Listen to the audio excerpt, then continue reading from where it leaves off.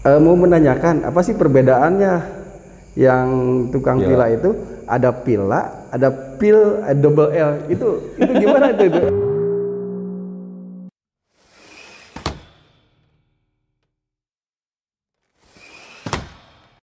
Assalamualaikum warahmatullahi wabarakatuh. Selamat malam untuk semua sahabat podcast Mesa dan tentunya dalam ini khusus pojok desa, yang mana kali ini kita kedatangan tamu dan narasumber yang sangat luar biasa, Pak Kades, yang sangat visioner dalam membangun desa Ciloto, Kang ya. Betul, betul. Nah, tentunya malam ini kita akan diskusi dan bincang-bincang mengenai banyak hal, tentunya diskusi mengenai masalah perdesaan, yang mana kita ketahui bahwasannya hari ini di Cianjur ada 354 desa dan 6 kelurahan. Insya Allah nantinya semua kepala desa yang berprestasi dan punya visi yang jelas mengenai desa, terutama dalam pengembangan desa, insya Allah akan jadi tamu spesial di acara Pojok Desa. Alhamdulillah malam ini kita kedatangan Kang Marwan. Kalau teman-teman bilang mungkinnya kata teman-teman sih Pak Hatta Rajasa, cuma ada kesamaan yang mungkin tentunya rambut putih. Rambutnya. Nah, untuk selanjutnya mungkin Kang bisa perkenalkan diri ke sahabat-sahabat kita, dan insya Allah nanti teman-teman kita akan support juga. Silakan. Terima kasih Kang. Assalamualaikum warahmatullahi wabarakatuh. Saya Marwan, Kepala Desa Ciloto, baru menjabat di tahun 2020, baru satu periode ini. Alhamdulillah, terima kasih sudah mengundang. Siap. Mudah-mudahan bisa saling tukar pikiran dan pengalaman gitu ya. Terima kasih. Oke, Kang Marwan, Kepala Desa Ciloto yang memang hari ini sudah menjabat 3 tahun. Ya, 4 tahun, dan katanya ada bonus, Kang ya? Ada bonus. Ada bonus 2 tahun. Berkat akan juga nih. Luar biasa. Berarti ada visi misi desa yang memang harus diselesaikan dalam waktu 4 tahun ini. Nah, sahabat Pojok Desa, kali ini kita memang spesial khusus pembahasan desa-desa, karena memang kita ketahui bahwasannya hari ini setelah disahkannya Undang-Undang Nomor 3 2024, tentu desa sangat leluasa dan tentunya perlu banyak disupport, baik terutama regulasi, Kang ya. Betul. Jangan sampai kita di desa perencanaan seperti A, tiba-tiba aturan berubah tidak lagi memperbolehkan. Nah, tentunya ini perlu intervensi semua pihak, dalam artian bukan kita mencari kebebasan dalam pembangunan, tapi kita juga berharap ada keseimbangan, terus memperhatikan hasil-hasil musyawarah yang dilakukan di desa.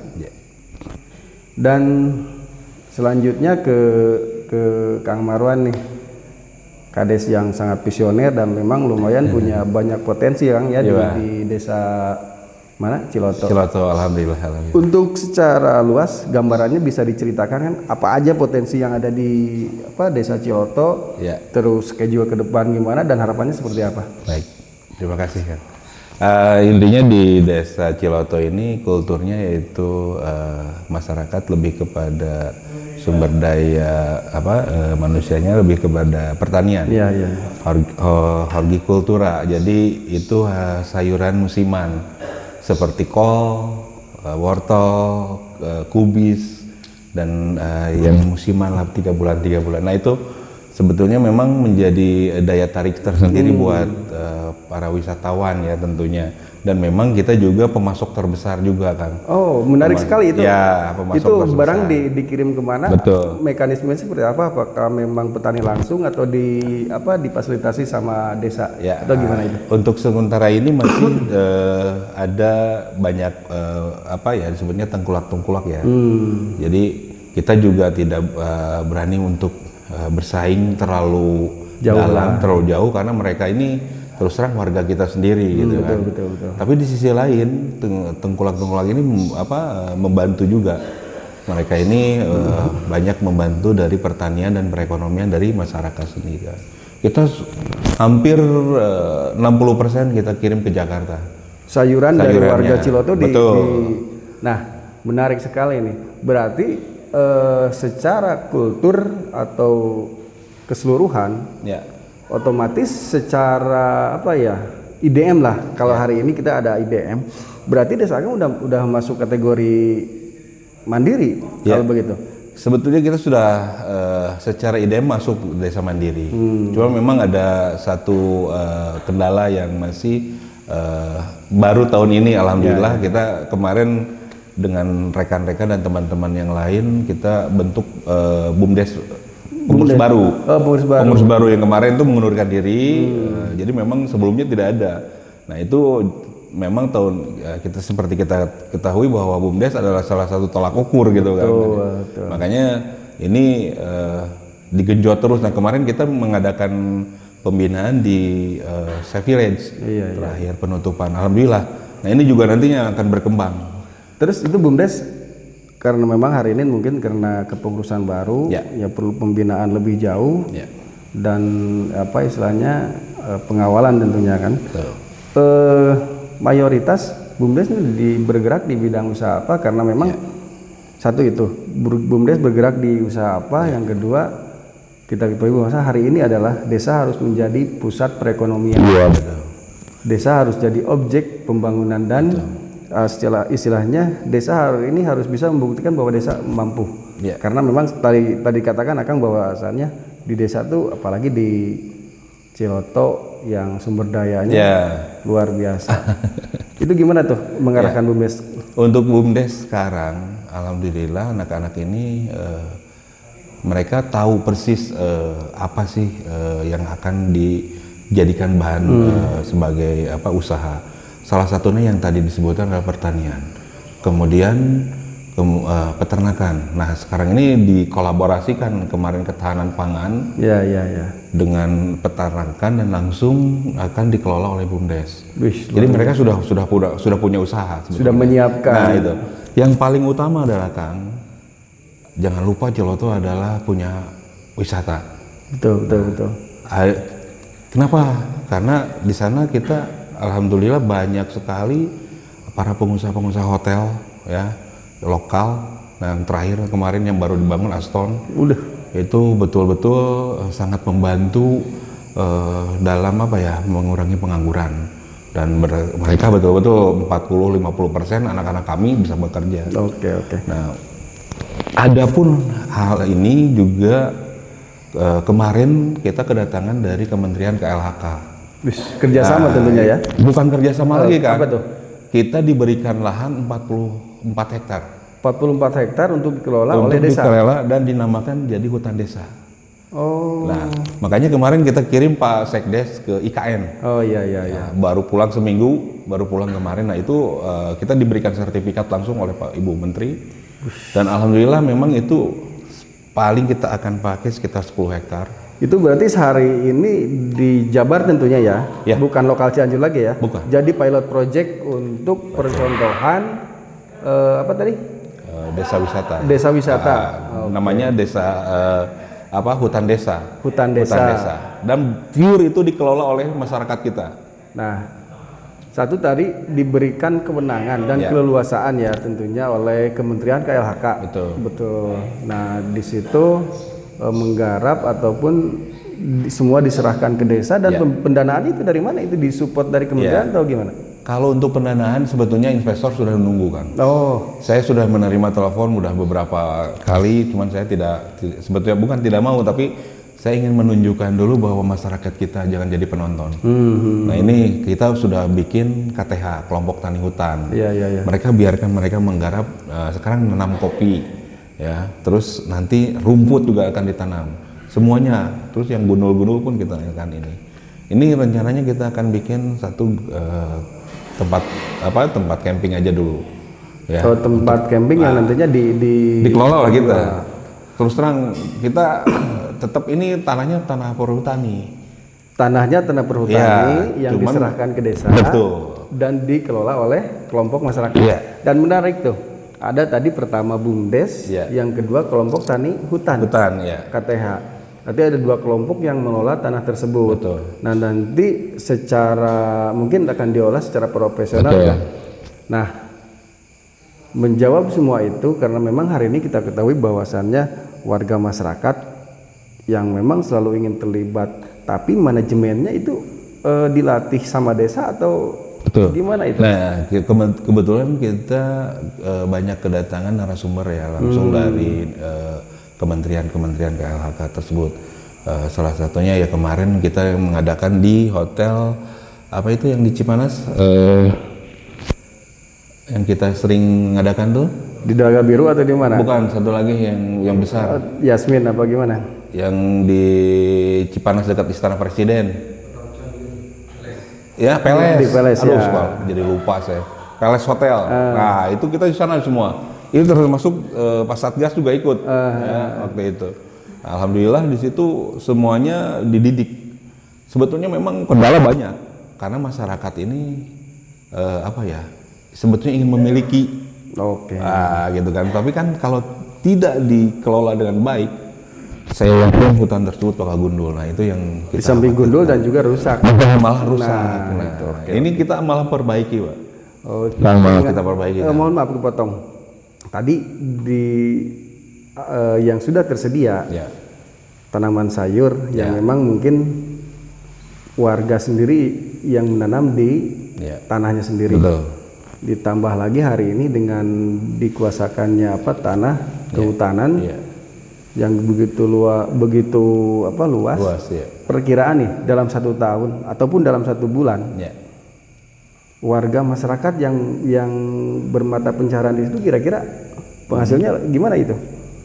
Intinya mereka kan apa ya, bakal lebih baik lagi, bakal lebih Sejahtera lagi. lagi. Oke. Dan Yang- gini Kang, menarik kalau berbicara Cipanas, apalagi dengan batas Bogor, dalam artian siapa sih yang nggak tahu puncak hari Ya. ini? Nah, tapi di sisi dari beberapa potensi tadi, ada yang menarik, bahkan itu kadang saya juga jadi pertanyaan, karena di situ banyak istilahnya yang pila-pila itu. Apakah BUMDes juga bergerak di sana? Oh enggak. Itu kebetulan memang warga-warga kita juga yang menyewakan. Nah, sebetulnya itu mereka tuh membantu sebetulnya, membantu. Jadi bukan itu masuknya kita tipikal hotel-hotel bukan. Tapi di kita tuh ada satu kampung yang menyewakan atau menyediakan jasa kayak homestay. Nah, itu sebetulnya kita tuh tinggal ini aja, tinggal kolaborasi dengan mereka.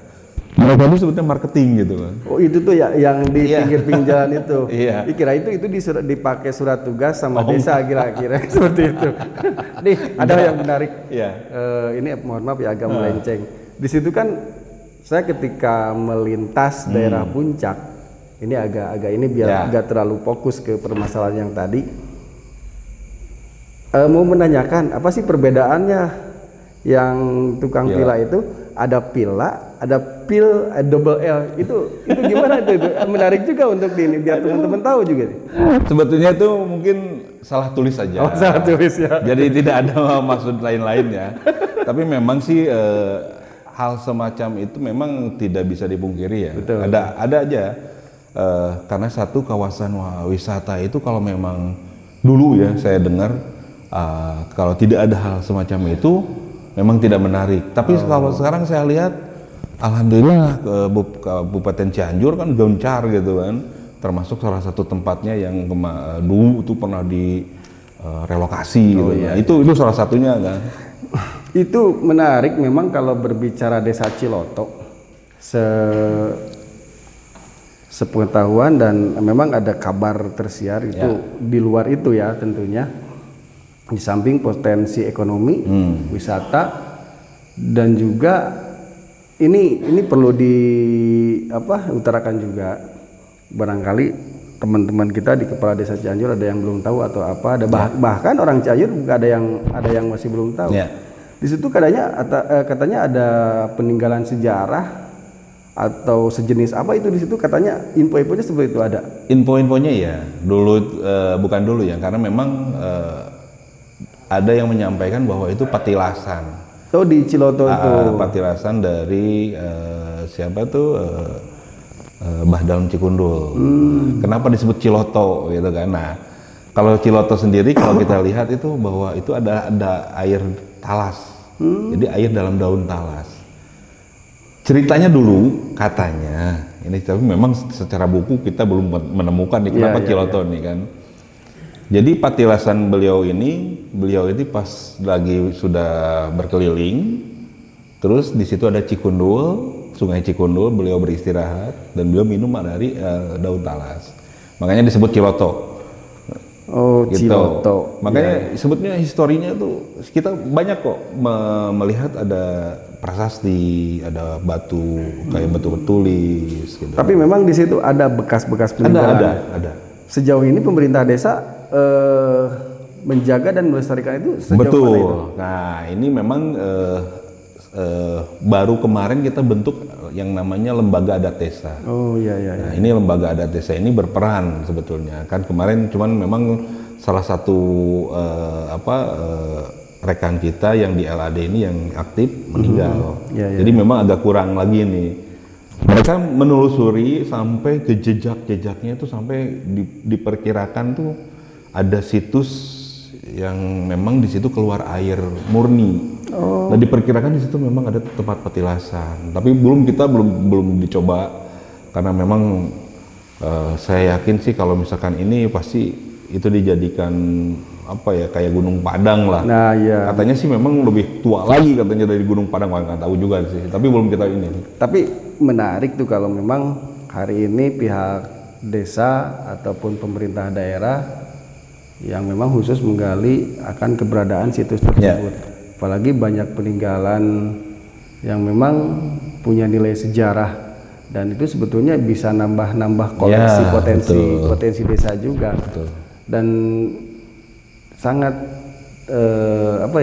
kaya akan potensi. Dan tentunya hari ini kita karena memang temanya sahabat-sahabat desa, karena beliau adalah salah satu desa yang masuk kategori desa mandiri. Nah, sejauh ini kan kami di lapangan ataupun baik warga desa, kriteria apa saja sih yang masuk desa mandiri itu?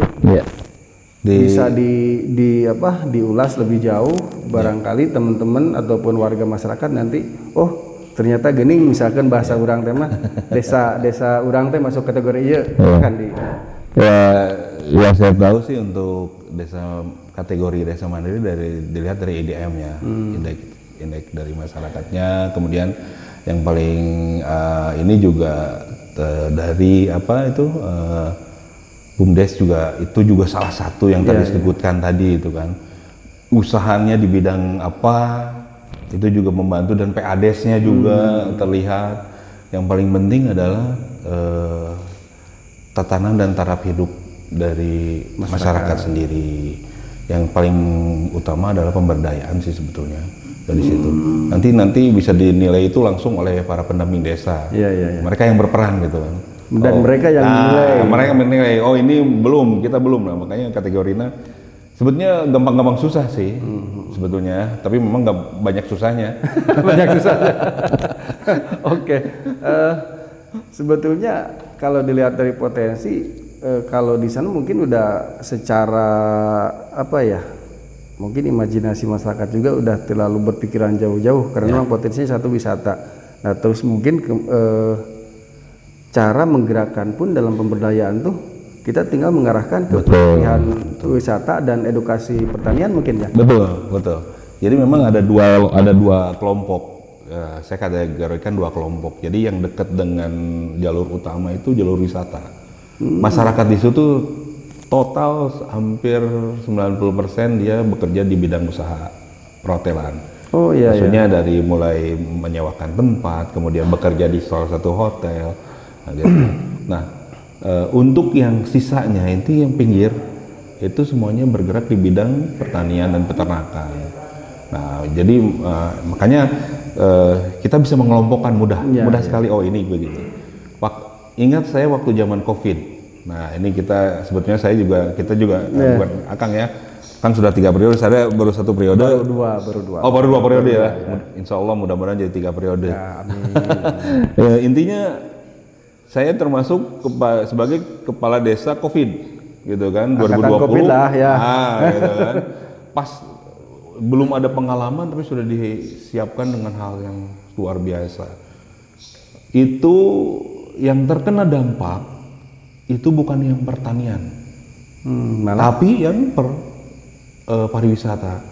Masyarakatnya betul-betul membutuhkan karena memang setiap hari mereka mendapatkan uang, iya, gitu penghasilan kan, dari ya. penghasilan yang mereka dapatkan. Nah itu, jadi dari situ ya kalau untuk mengarahkan sih sebetulnya mudah sih. Terus ini kan barangkali ada rekomendasi yang memang hari ini jadi andalan Ya. Desa Ciloto. Ada berapa sih, punya berapa lokasi sih kalau memang kalau misalkan nih kita mau ke sana, oh ini tempatnya ini. Ya. Nah, dan itu ini ada berapa sih di situ di khusus Desa Ciloto yang diintervensi oleh desa gitu? Kalau di intervensi desa sih kita juga ada 2 lah. Ada 2 tempat wisata lokasi ya. Tapi masih saya keep dulu karena yang salah satu ini kemarin juga sudah diuji coba. Selain desa hutan desa, kita juga punya tanah di atas 6.000 meter di ujung, view-nya juga langsung. Kemarin kita sudah coba rekan-rekan dari para layang dan sudah alhamdulillah itu sebagai daya tarik. Ya. Selain dari Gunung Mas, Gantole ya, sebutnya kita Gantole. Gantole itu masuk ke desa Gunung Mas. Oh, Gunung Mas. Nah, cuman kita mau buka. Oh, jadi Gantole kedua mungkin ya. Gitu. Karena yang di Gantole sana itu memang khusus untuk trek yang untuk sport, olahraga. Bukan olahraga, jadi untuk perlombaan. Kalau kita untuk wisata. Oh iya. Jadi di depannya itu ke Hotel Le Eminent, nanti mendaratnya di depan Hotel Aston. Oh, itu jadi dekat ya jaraknya mungkin ya. Kalau untuk tempat wisata lainnya ada Safe Village gitu kan, nah, yang sekarang lagi digandrungi. Kemudian hotel-hotel juga banyak gitu. Memang tidak, tapi bukan dengan 3. Ada Puncak Pas yang Hotel Legend ya. Hotel dari tahun 1928. Oh, masih ada di situ? Masih ada, wah itu. Dan kebetulan saya juga mantan pegawai Puncak Pas. Wih, luar biasa. 20 tahun kan saya kerja di situ. Oh, jadi sebelum tadi lu sempat ya belum nanya. Berarti sebelum jadi kepala desa itu jadi sempat penguasa hotel juga ya, mungkin daerah Ciloto gitu ya. Bukan penguasa. Saya kerja juga kebetulan. Oh, kerja di situ. Nah, saya sebagai terakhir tuh sebagai asisten manajer. Ya, skipping. Terus asalnya juga di Pronovis juga, jadi paham lah mengenai marketing gitu kan. Dan pengalaman mohon maaf kepotong. Jadi pengalaman itu waktu dulu megang hotel, sekarang di pemerintahan. Dan tentunya mungkin secara manajemen wirausaha udah sedikit banyak sudah ada lah. Kalau pengalaman manajemen itu alhamdulillah. Cuman menata masyarakat yang saya betul-betul nol gitu kan. Betul. Apapun itu ceritanya, yang kalau boleh jujur merubah paradigma pola pikir warga itu susah karena memang jujur hari ini warga masyarakat udah konsumtif. Betul. Dan sementara kadang keinginan kita sebagai pemerintah desa ingin merubah pola itu dari konsumtif jadi produktif. Kan prosesnya panjang, tapi susah, gampang-gampang susah. Tapi setidaknya tadi setelah mendengar beberapa kegiatan yang dilakukan pemerintah Desa Ciloto, ini sudah mengarah ke sana nih, merubah pola pikir konsumtif jadi produktif. Terus kendalanya sih sejauh ini dari tadi kan pengalamannya dari hotel. Tiba-tiba masuk di pemerintahan, apa aja sih kendala yang hari ini dirasakan? Ya itu yang tadi sempat disampaikan tuh ya paradigma dari masyarakat. Jadi kan kadang paradigma masyarakat tuh melihat, wah enak ya jadi kepala desa gitu kan, wah uang banyak atau banyak. Itu kan hal-hal seperti itu yang harus dirubah. Karena kita juga bekerja itu sesuai dengan aturan dan rel. Kita juga diperhatikan inspektorat loh gitu kan. Betul. Ya kan kita melenceng sedikit aja kena gitu kan. Nah itu. Tapi kan masyarakat tidak seperti itu. Tapi memang itu indahnya sekarang. Kalau almarhum Ade Barka bilang indahnya menjadi seorang pimpinan gitu kan. Itu masih saya pegang bener gitu kan. Jadi ya paradigma seperti itu yang memang sedikit-sedikit harus tetap harus tetap dicoba untuk dirubah. Kita harus sering banyak ngobrol lah. Iya, diskusi sama warga. Iya. Oke. Tadi kan secara geografis Desa Ciloto itu masuk daerah kota lah, wilayah perkotaan. Sampai sejauh ini kalau bisa dikatakan, terutama infrastruktur itu ada berapa persen lagi kan kira-kira di daerah Ciloto? Atau memang sudah tidak ada PR lagi untuk infrastruktur atau gimana? Kalau PR-nya ada tetap, infrastruktur tetap. Jadi, kemarin tuh kita memang tahun ini alhamdulillah kebagian tuh dari aspirasi untuk jalan-jalan, termasuk bantuan Bapak Bupati itu. Alhamdulillah tuh 700 meter. Wih, luar biasa itu. Alhamdulillah, makanya antusiasme masyarakat beliau pas datang hadir, waduh sangat besar sekali waktu itu kan, alhamdulillah. Dan cuma memang masih ada beberapa jalan kabupaten ya yang masih ini. Infrastruktur sekarang memang kan kita hanya diberikan 20% kan. Betul kan? Kalau saya Desa Ciloto itu sekitar 260-an lah, 260 jutaan lah. Untuk infrastruktur? Ya, kecil kan?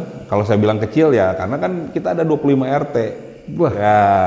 Kemarin itu dengan gagasan dan kita juga ngobrol dengan Ketua BPD, jadi supaya tidak ada iri lah di antara RT-RT ini. Kadang kita membetulkan ini nggak kebagian, akhirnya ngomong tahun ini kita bagikan rata kan.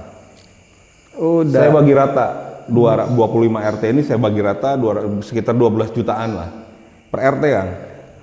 Luar biasa itu. 25 RT ada berapa RW? RW cuma 3. Sementara anggaran tadi yang 260-an. 260 juta untuk infrastruktur. Betul. Tapi mohon maaf ya, ini kalau bicara keseluruhan APBD khusus dari APBN kita kita mendapatkan 1,2. Luar biasa berarti karena memang hari ini kan ada ketahanan pangan. Ya. Terus lagi bantuan langsung tunai kan ya. Yang paling besar kita DBH kan, dana bagi hasil. Dana bagi hasil. Pajak. Wis. Ya. Itu ada bocoran berapa itu? Kira-kira? rahasia perusahaan. Nah itu sangat membantu kan, terus terang. Jadi semua kegiatan ada di situ. Ya. Oh iya. Untuk orang pengurung haji, untuk orang sakit, saya berikan BPJS. Oh itu BPJS kan? BPJS dari dana itu kan DBH. Oh iya. Kita keluarkan waktu itu ya. Tapi untuk perangkat sendiri punya BPJS dan JKE jaminan sosial. Jaminan pensiunan tuh. Kita berikan tuh untuk dari dana DBH tersebut. Lainnya kita ada tambahan untuk infra lah sedikit lah gitu. Luar biasa berarti meskipun angkanya rahasia tapi bisa kita bayangkan berarti wah gitunya karena memang bisa mesejahterakan dan bisa menutupi kebutuhan baik pemerintah desa ataupun yang terlibat di pemerintahan. Karena memang kita bukan pengelola pajak, pembayar pajak terbesar kan. Di Cianjur ini. Wih, keren. Itu berarti kalau memang dari usaha ya, dari hotel, dari itu kan. Dari pajak hotel. Kalau PBB kan hanya masyarakat kecil gitu. Tapi memang dari itu pajak itu. Yang paling besar kemarin Aston sama Village dapatkan penghargaan itu dari Pak Bupati. Dari PBB itu. Iya, dari pajak itu.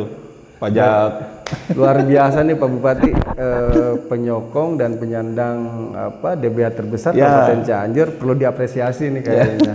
Terima kasih Pak Bupati. Dan katanya sudah alhamdulillah dan sangat menarik ya. DBH besar, infrastruktur tapi masih ada. Oke.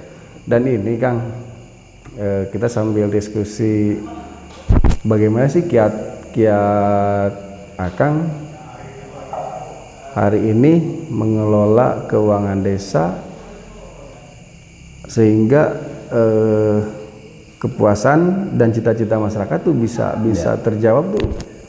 Gimana tuh kiat-kiat? Ya intinya sih terbuka terus mendengarkan aspirasi para RT dan masyarakat. misalkan PRT mau seperti ini, oh masyarakat gimana nih, kita padukan gitu. Terus kita juga ada terjalin komunikasi yang baik dengan BPD, terus juga dengan perangkat.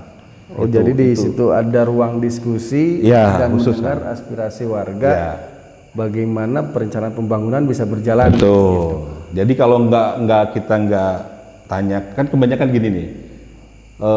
Kita tanya masyarakat kalau dari Musdes ya, oh udah diajukan masing-masing RT, tapi kenapa sih nggak pernah itu realisasi? Kan, padahal memang karena dananya kurang gitu, makanya kita ngobrol sama para masyarakat semuanya, jangan yang besar-besar dulu, apa sih gitu kan? Oh iya. Nah, oh ini jalan tembok atau coran berapa, paling 8 juta gitu kan? Nah itu.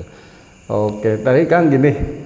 Tadi kalau mendengar cerita barusan, bahwasanya si masyarakat masih ada yang belum merasa terakomodir aspirasinya. Nah, kemarin ada kabar Kang bahwa Undang-Undang 2006 nomor 6 2014 sudah dirubah ke Undang-Undang nomor 3 2024. Nah,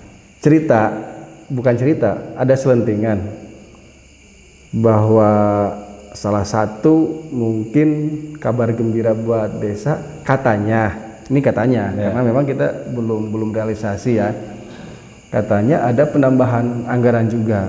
Tentunya ini PR lah buat para kepala desa ketika ini berjalan. Ketika ini berjalan, perpanjangan masa jabatan sudah diketuk. Tentunya bukan hal yang mudah. Betul. Memanage bagaimana satu tadi keinginan masyarakat terakomodir, kita juga bekerja di rel yang sudah ditentukan pemerintah. Sangat tantangan lah, tantangan yang sungguh berat. Di samping tadi rongrongan luar yang memang hari ini belum merasa tidak puas. Nah, atas dasar itu menurut Akang sendiri nih sebagai kepala desa Ciloto, dengan disahkannya Undang-Undang nomor 3 2024 gimana Kang? Tanggapannya? Silakan di pertambahan ya. Iya. Ya kalau perpanjangan sih bonus lah. Bonus ya. Ini saya coba cerita ya untuk perpanjangan ya. Untuk perpanjangan masa jabatan ini sebetulnya di masyarakat, untuk khususnya daerah saya, alhamdulillah tuh support ya.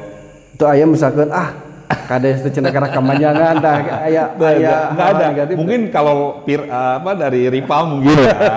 Tapi kalau masyarakat yang saya malah mereka yang menyampaikan, Pak, makasih ya selamat ya 2 tahun lagi ya Pak, jadi bisa melanjutkan program. Ada yang masyarakat seperti itu banyak gitu kan. Nah, mungkin kalau yang rival mungkin ya kalah di tambahan mungkin seperti itu kan. Tapi ya udahlah. Terus tadi mengenai memang ada belum ketok palu ya untuk penambahan dana itu ya. Sebetulnya untuk desa sih alhamdulillah sih kalau memang ada. Cuman memang harus dilihat lagi peranan yang tadi itu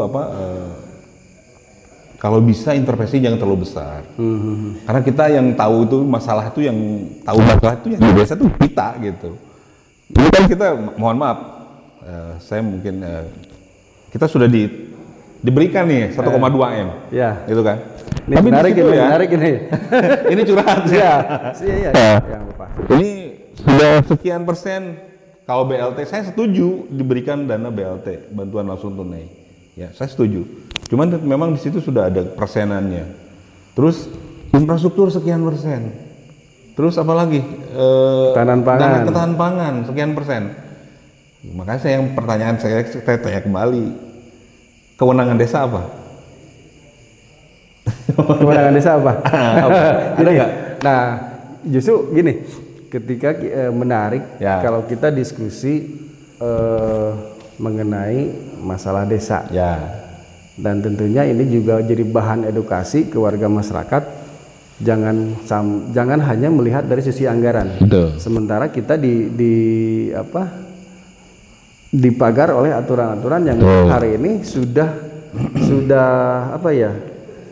sudah baku ya. Nah, sudah baku. Contoh tadi ada penanganan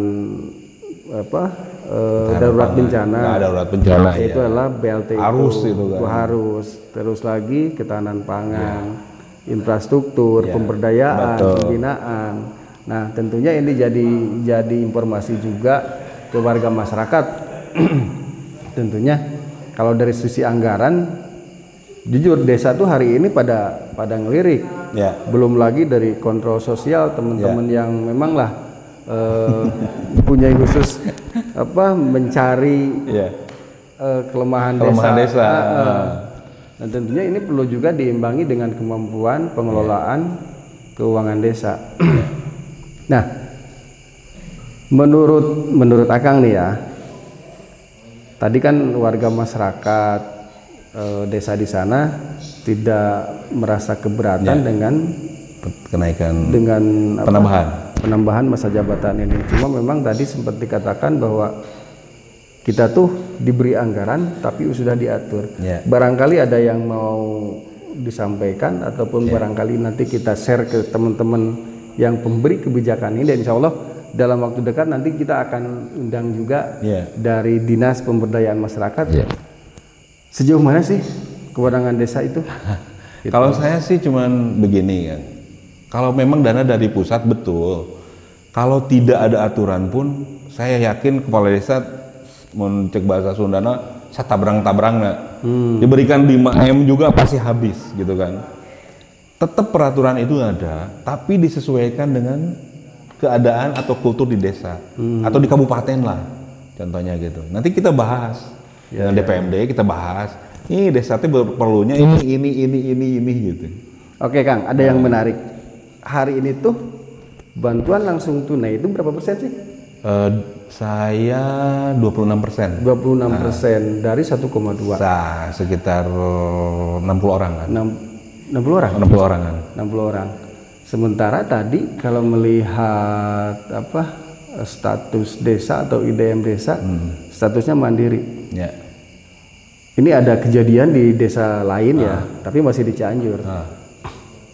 Hari ini kan bantuan ke desa tuh banyak, ada PKH. Iya, betul. Ada BPNT. Betul. Ada lagi itu sistem beras ya. Beras pangan dengan beras bantuan pangan ya, yang memang sebulan sekali itu. Iya, sebulan sekali. Nah, itu cara memilah warga miskinnya tuh gimana itu Kang? Nah, ini yang ingin saya sampaikan di luar daripada BLT ya. Kalau BLT terus terang pure dari aspirasi Pak RT dan masyarakat, melihat langsung warga kondisi yang ya, memang benar-benar mampu ya. Ya betul, tidak mampu dipebel, kadang yang sakit menaun dan misalkan ada janda itu bisa. Cuman kan kebagiannya 60 orang, 25 RT ya paling 2, 1 RT 3. 1 RT 2 orang. Kan kesian kan? Itu yang betul-betul tidak kebagian dari BPNT, PKH dan sebagainya, bantuan apa. Untuk yang PKH dan BPNT ini sebetulnya polemik buat kami itu. Berat kan? Apa? Beratnya di mana itu? Ya paling Akang juga tahu lah ya. Ada yang dapat ini boga mobil. Ada yang punya rumah, punya kendaraan, tapi mendapatkan. Sementara yang di pinggirnya janda, gitu kan? Itu kejadian ada, dan kita sebenarnya sudah kita informasikan. Tapi itu agak sulit ya untuk merubah daripada data tersebut. Untuk merubah KPM tersebut agak sulit ya? Sulit. Harus tetap ini kadang kita tidak mendapatkan data langsung dari pusat. Paribasana lah. Ini data dari pusat. Pas datang eta deui nu meunang kan pusing kan gitu. Saya kira punten bahasana orang campur we nya. Saya kira yang kalau kategori desa mandiri itu tingkat kemiskinannya tuh agak rendah, tapi tetap aja masih banyak. Berarti hari ini data yang disajikan desa sama pemerintah klop nggak itu? Ya versi desa Ciloto saja. Ya dilihat mungkin rata-rata barangkali ya, karena memang di kita sih istilahnya kalau orang nganggur tidak ada istilah orang nganggur, cicing oke menang duit, intinya yang tadi itu dagang pila itu kan dapat uang, itu duduk kan. Hanya duduk saja itu bisa mendapatkan uang, mengantarkan 100.000, 200.000 sehari, bisa mendapat sampai 300.000 bisa mendapatkan itu. Makanya tidak bisa disebutkan lah IDM-nya dari mana gitu kan. Nah untuk kalau menurut saya sih harusnya dicek ulang sih. Oh bagus itu berarti ini ada mudah-mudahan jadi rekomendasi ke dinas terkait ya. Terutama dalam hal pendataan parkir miskin. Jujur betul. Hari ini data miskin tuh menjadi polemik, bukan hanya di Ciloto tentunya, hampir di semua desa di seluruh Indonesia, bahkan ada ketimpangan dan memang tidak sesuai dengan kenyataan di lapangan. Sebetulnya kalau memang mau memberikan bantuan, percayakan sama desa. Betul itu Kang. Karena desa tahu warga yang memang benar perlu dibantu dan warga yang memang menengah ke atas. Sebetulnya sudah ada sih program waktu itu sampai dilihatkan foto dan titik koordinat. Tapi sudah kita share tapi tetap aja. Makanya kita pernah lihat IG-nya Pak Bapak Bupati yang langsung marah-marah. Mohon maaf, itu keren sebetulnya. Jadi memperlihatkan bahwa ini masyarakat benar-benar hak gitu kan. Nah itu yang benar gitu. Nah kita pengen coba itu yang masyarakat miskin. Nah saya ingin coba itu. Oh coba dikasih tanda lah ya. Kan dulu sudah pernah ada wacana tuh, tapi sekarang diem lagi, nggak tahu tuh kapan dari pemerintah. Mungkin itu kebijakan lokal yang memang perlu kita dorong juga. Kemungkinan perlu perlu riak dari bawah kayaknya perlu dari akar rumput tuh bahwa ini kita harus menyuarakan sih sebetulnya kalau masalah pendataan miskin karena memang yang namanya kepala desa pasti tahu permasalahan ketika warga masyarakat dapat bantuan hari ini. Kayak itu salah satunya. Kirain tuh kalau saya tuh sempat kepikiran ya status ataupun IDM desa mandiri, tapi masih ada warga yang memang dalam tanda kutip mohon maaf prasejahtera lah kita nyebutnya. Karena takut dibilang terlalu kasar kalau kita nyebut miskin.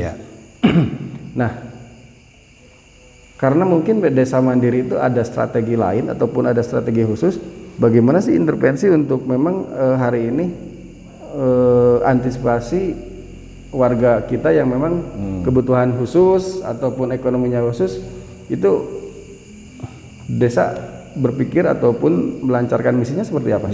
Kita sih sebetulnya alhamdulillahnya kita terus kita pantau terus kan. Yang betul-betul misalkan yang membutuhkan itu kita bantu kan. Kadang kita mengeluarkan beras gitu kan.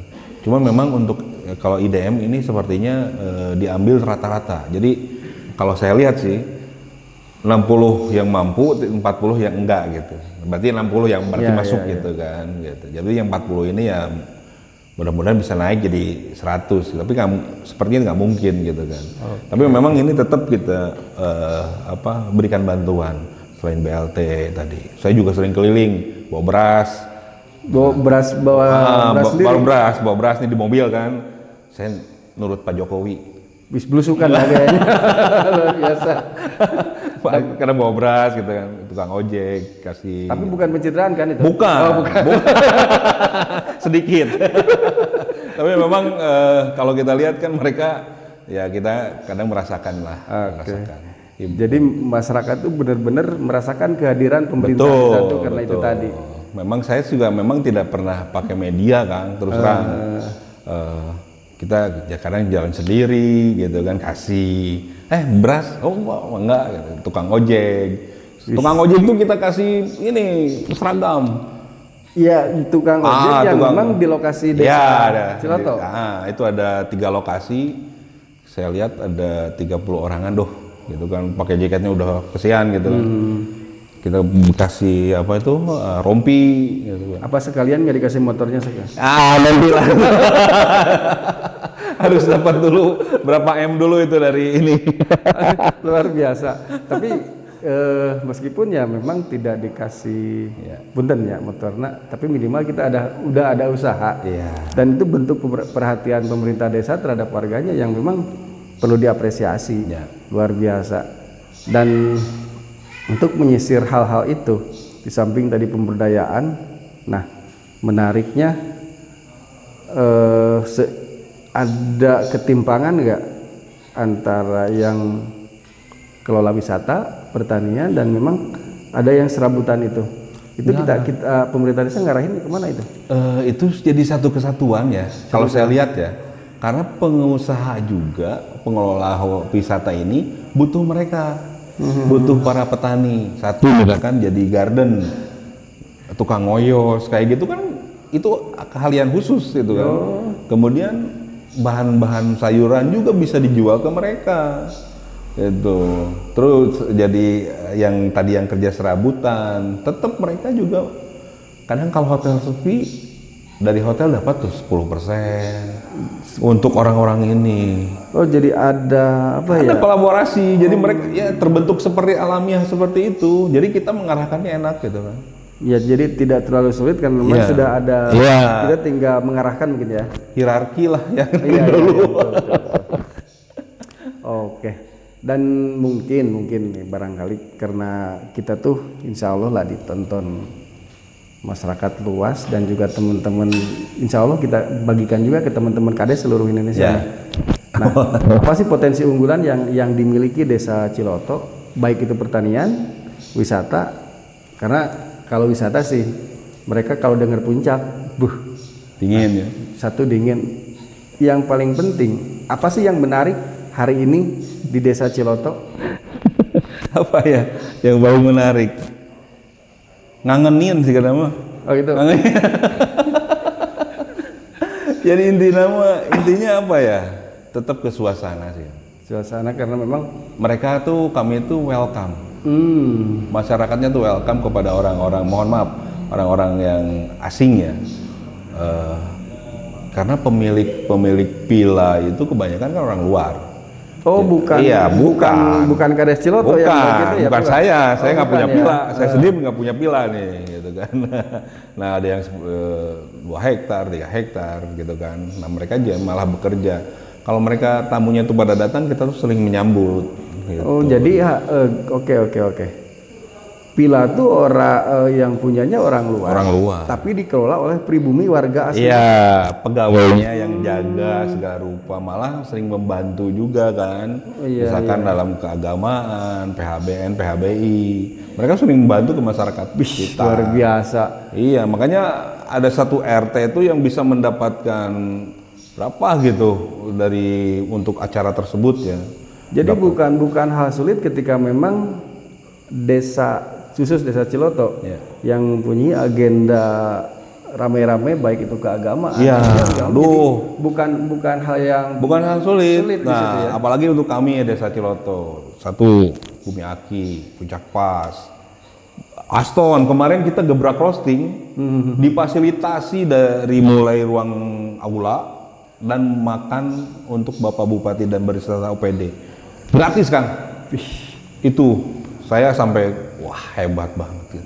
Nah, kita makanya waduh luar biasa gitu. Jadi memang ada apa ya? Ada chemistry lah. Kalau sayanya nggak egois atau gimana ya pasti mereka juga nggak mau sih. Oke. Tapi alhamdulillah sih. Dari sejauh ini urusan kegiatan untuk pendanaan gak ada masalah. Kalau kegiatan sih saya rasa nggak ada masalah. Oke. Coba lihat Muharaman, Kang. Kita sering pawe itu di atas semangka macetkeun. Gitu kan. Oke, mungkin ada pesan-pesan yang memang khusus karena insya Allah nih obrolan kita, diskusi kita malam ini mungkin nantinya akan jadi referensi bagi teman-teman. Terus mudah-mudahan pemangku kebijakan bisa sedikit obrolan kita tuh menjadi sentuhan-sentuhan yang memang bisa mengevaluasi, terutama tadi udah jujur kalau bicara bantuan, kalau berbicara angka miskin kita nggak ada yang 100% tepat lah. Mudah-mudahan ini jadi referensi, mudah-mudahan jadi ini masukan ke para birokrasi yang memang mempunyai kebijakan akan hal tersebut. Mudah-mudahan jadi harapan kita sih di desa tentunya angka kemiskinan ini bisa tertangani Terus kedua, pendataannya bisa tepat sasaran. Mungkin itu sih harapan para kades, dan harapan Akang sendiri nih bisa disampaikan kesan terakhir ataupun memang statement. Karena jujur setiap desa karakter warganya jelas berbeda. Betul. Sisi geografisnya jelas berbeda dan kebutuhannya tentu berbeda. Nah, kesan ataupun pesan untuk pengelolaan desa menurut kepala desa Ciloto, apa sih harus dijalankan oleh teman-teman kepala desa itu? Ya, kalau untuk kesannya kita apa ya, intinya ya jadilah pelayan masyarakat lah gitu kan. Jadi senengi dulu lah pekerjaan baru gitu kan, karena kalau tidak senang kita akhirnya menolak duluan. Cuman memang untuk kinerja bantuan dan sebagainya yang tadi disebutkan kita sudah bahas. Saya mohon sih bisa diberikan kewenangan lebih kepada kami. Jangan dilepas 100%, kita bukan menginginkan itu, tapi coba diberikan edukasi untuk supaya desa ini cepat maju gitu kan, cepat berkembang gitu dalam hal segala rupa. Nah, itu bisa dilihat dari yang tahu itu adalah masyarakat kita sendiri gitu kan. Dan berarti desa itu sendiri ya? Desa itu sendiri. Kalau misalkan kita mohon maaf tolong dari atas misalkan ini ada desa kamu stunting ada 30 orang. Desa kita sendiri juga bingung. Siapa ini yang stunting gitu kan. Sementara data desa kita kan nggak sampai segitu gitu. Nah, makanya hal-hal seperti itu koordinasi terus apa yang kita suarakan, apa yang kita berikan kepada pusat ataupun kepada pemerintah lainnya, ya itu yang dipakai. Dan data pun untuk bantuan ya, mohon maaf salah satu dinas saya sebutkan untuk Kemensos, percayakan data itu di desa. Jadi percayakan aja. Saya yakin kok kalau misalkan dipercayakan kepada desa dan masyarakat tahu bahwa desa yang mengupdate dan mendata, itu mereka akan menyalahkan kita kok. Betul kan? Kita juga tidak berani, makanya pure dan betul-betul kita akan pilih yang betul-betul berhak. Itu sih. Oke, terima kasih, luar biasa memang Desa Ciloto ini kaya akan potensi, alhamdulillah. Tapi miskin akan masalah. Itu yang sebetulnya yang diharapkan teman-teman kades di daerah itu seperti itu. Dan perlu ini mudah-mudahan jadi bahan rujukan, setidaknya jadi referensi untuk dinas, terutama hari ini mengenai kebijakan mengenai desa. Dan tentunya harapan desa jangankan di daerah Cianjur Utara mungkin ya. Apalagi di selatan yang notabene infrastrukturnya masih banyak PR lah. Saya tidak ngobrol di desa luar, desa saya sendiri demikian. Butuh intervensi pemerintah pusat, daerah dan juga provinsi lah. Provinsi, betul. Karena kalau mengandalkan dana desa itu tadi kita sudah diatur gitu. Dan tentunya mungkin ini obrolan malam ini, diskusi malam ini